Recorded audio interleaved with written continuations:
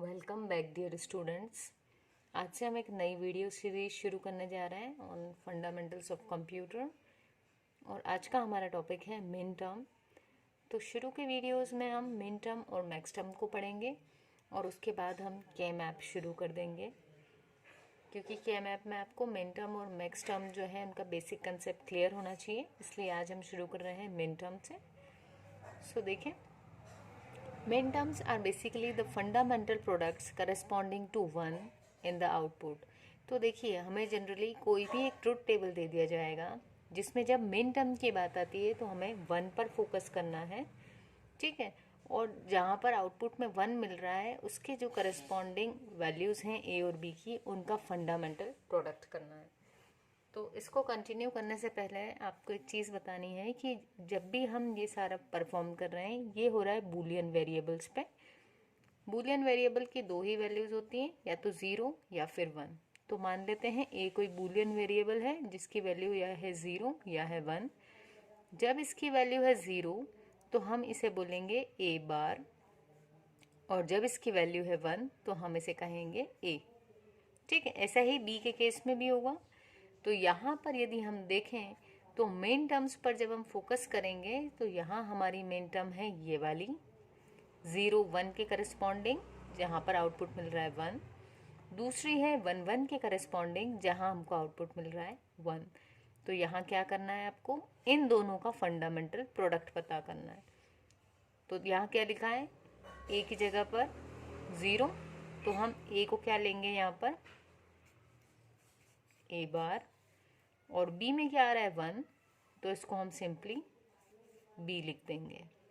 ऐसे ही जब हम इस वाले को देखेंगे, हम 1 को ही क्यों देख रहे हैं, क्योंकि मिन टर्म्स क्या हैं, फंडामेंटल प्रोडक्ट्स हैं corresponding to 1 in the output. तो आउटपुट में जहाँ 1 है हम उसी पर फोकस करेंगे और उसकी करस्पॉन्डिंग वैल्यूज़ का फंडामेंटल प्रोडक्ट निकालेंगे, ठीक। तो यहाँ आ जाएगा हमको ए डॉट बी, ठीक। तो ये हमारी दो मिन टर्म्स निकल गई। तो इस ट्रुथ टेबल में यदि हमसे कोई पूछे कि मिन टर्म्स कितनी हैं, तो हैं 2, this one and this one. एक चीज़, मिन टर्म्स को हम रिप्रेजेंट कर सकते हैं स्मॉल n बेस में n, जहाँ पर n किसको डिनोट करता है, decimal equivalent of corresponding binary number. मतलब क्या है, जहाँ पर भी 1 आ रहा है उसकी इक्विवेलेंट वैल्यू क्या है, 0 1। 0 1 किसके बराबर होती है, 1 के बराबर। यदि हम देखें 0 0 मतलब 0, 0 1 मीन्स 1, 1 0 बाइनरी को जब आप डेसिमल में कन्वर्ट करोगे तो वैल्यू आएगी 2 और इसकी वैल्यू होगी 3। तो यदि हमसे कोई पूछे कि यहाँ मिन टर्म्स कौन कौन सी हैं, तो एक मिन टर्म है ये। तो कैसे लिखेंगे इसको, m की बेस में n, और n मतलब इसका करस्पॉन्डिंग डेसिमल वैल्यू, तो क्या है इसकी 1। तो हम बोलेंगे इसको हम लिख सकते हैं m1, और इसकी वैल्यू क्या है 1 1 यानी 3, तो इसको लिख सकते हैं m3। Is this clear? Comment section में ज़रूर बताएं आपको समझ में आ रहा है या नहीं। तो अब हम ऐसे ही एक और एग्जांपल ले रहे हैं और देखते हैं। अगेन यहाँ पर क्या करना है हमें, आउटपुट ये वाला फंक्शन जो है ये है आउटपुट, तो इसमें हमें 1 पर फोकस करना है। तो यहाँ भी मैं इन तीनों ये जो बिट्स हैं हमारी, इनका डेसिमल इक्विवेलेंट लिख लेते हैं हम।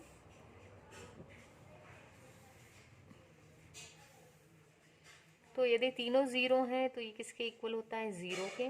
1 को हम लिखते हैं 0 0 1, 2 को लिखते हैं 0 1 0, 3 4 0 1 1, 4 5 6 और 7। अब क्या करें, अब सबसे पहले देखें हम मिन टर्म्स कौन कौन सी गाइस। तो मिन टर्म है आपकी, जहाँ पर भी आपको 1 मिल रहा है उसको बोलेंगे हम मिन टर्म। तो यहाँ इसको लिखते हैं स्मॉल m, और ये किसके इक्विवेलेंट है, ये 0 0 1 1 के, तो लिखेंगे m1। दूसरी आपको मिन टर्म कहाँ मिली, इस लोकेशन पर, क्या है ये m3। फिर यहाँ m4 और m7।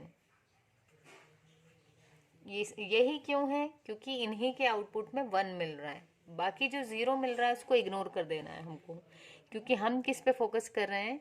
मेन टर्म पर। ठीक। अब यदि आपसे कोई कहे इस मेन टर्म की इक्वेशन क्या है, तो इक्वेशन अगेन कैसे निकालना है आपको? जहां पर 0 है उस वाले वेरिएबल पे बार लगा दोगे, जहां पर 1 है उस पर बार नहीं लगानी है। ठीक।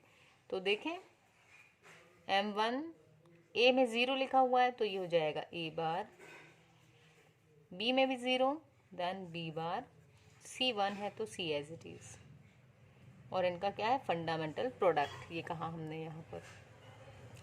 M3 को देखें तो यहाँ पर क्या हो रहा है? ए की वैल्यू है 0, बी और सी की 1 1 है तो B C as it is लिखेंगे और ए पे हम लगा देंगे बार, ए बार बी सी।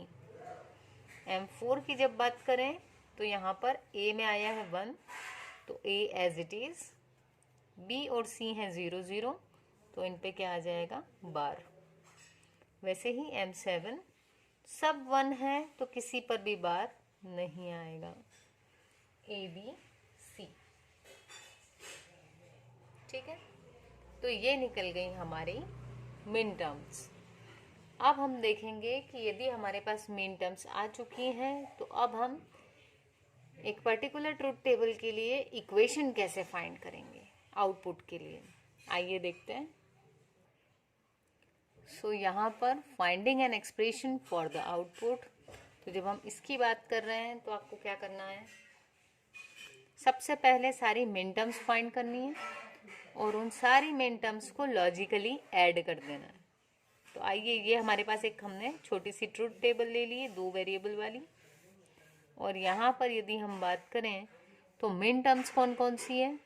एक तो ये, यहाँ इक्विवेलेंट लिख लेते हैं, डेसिमल इक्विवेलेंट 0 1 2 एंड 3। तो मिन टर्म्स कौन सी है? M1। इसको M1 क्यों कहा?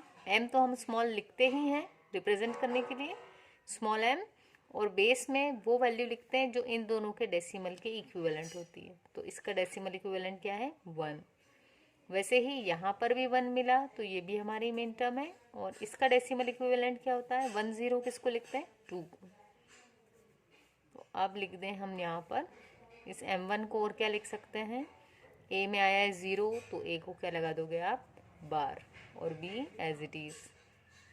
वैसे ही यहाँ दोनों, आप एक ए 1 है तो ए तो as it is, but B 0 है तो बी पर आ जाएगा बार। अब क्या निकालनी है हमें? एक्सप्रेशन, मतलब आउटपुट फंक्शन यदि हम कहें तो उसको क्या बोलेंगे? इट इज, सबसे पहले सारी मेन टर्म्स फाइंड कर दो और लॉजिकली ऐड कर दो। तो मेन टर्म्स कौन कौन सी थी? M1 और M2। क्या करना है? इनको ऐड करना है लॉजिकली, या फिर हम इसको लिख सकते हैं F is equals to M1 किसके बराबर है? ए बार बी के बराबर, प्लस एज इट इज, और M2 किसके बराबर है? ए बी बार के बराबर। ठीक। या फिर थर्ड तरीका ये है कि जब भी मिन टर्म की बात होती है तो हम सिग्मा यूज करते हैं। ठीक है, मिन टर्म को रिप्रेजेंट करने के लिए सिग्मा और स्मॉल m,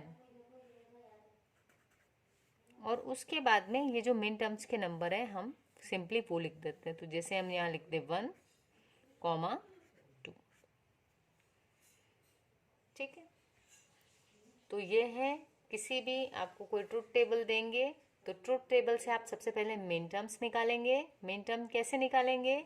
आउटपुट में जहां भी 1 मिल रहा है उसके करस्पॉन्डिंग आपको वेरिएबल्स का प्रोडक्ट लिखना है, उस वेरिएबल को कॉम्प्लीमेंट करना है जिसकी वैल्यू 0 हो, और उसको कॉम्प्लीमेंट नहीं करना है जिसकी वैल्यू 1 है। 1 वाले को एज इट इज लिखा, 0 वाले पे बार लगाई, 1 को एज इट इज लिखा, 0 पर बार लगा दी। एंड फाइनली क्या किया? एक्सप्रेशन के लिए ये जो मिन टर्म्स थी अगर ज़्यादा होती, जैसे हमारा पिछला वाला जो था,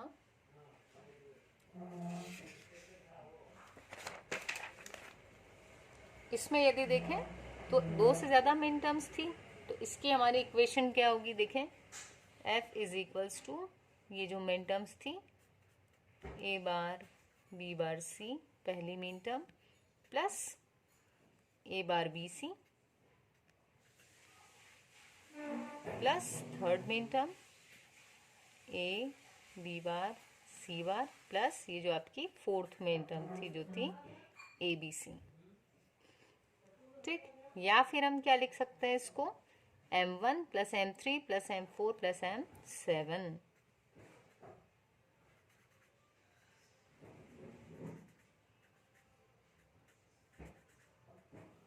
ठीक, या फिर हम क्या लिख सकते हैं, यहां मेरे पास स्पेस नहीं बचा, मैं यहां लिख देती हूँ। हम लिख सकते हैं f इज इक्वल्स टू,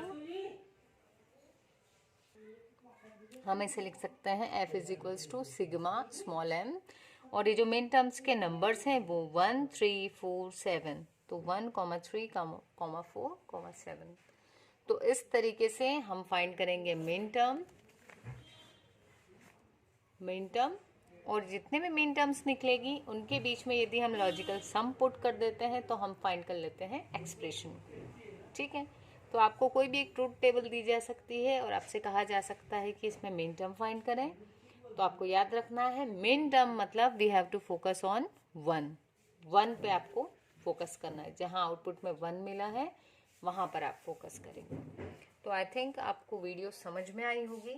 यदि वीडियो समझ में आई हो तो इसे लाइक करें एंड कमेंट करके ज़रूर बताएं कि आपको समझ आ रहा है या नहीं। ठीक, थैंक यू।